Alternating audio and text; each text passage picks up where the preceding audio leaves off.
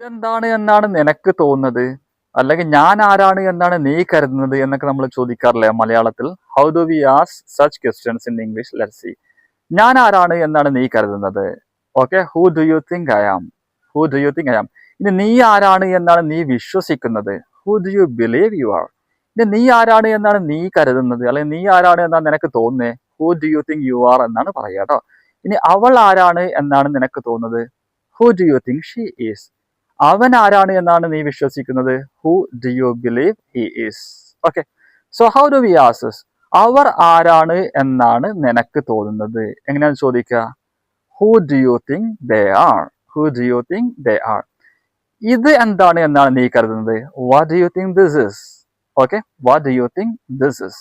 അങ്ങനെയാണെങ്കിൽ അത് എന്താണ് എന്നാണ് നീ കരുതുന്നത്? What do you think that is എന്നാണ് ചോദിക്കുക.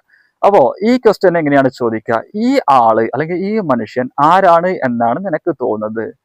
ഓക്കെ, ഞാൻ ഈ സെന്റൻസിന്റെ ഒരു ഭാഗം ഇവിടെ നൽകിയിട്ടുണ്ട്. സെന്റൻസ് കംപ്ലീറ്റ് ചെയ്യാട്ടോ. Who do you think dash? Complete the sentence and comment.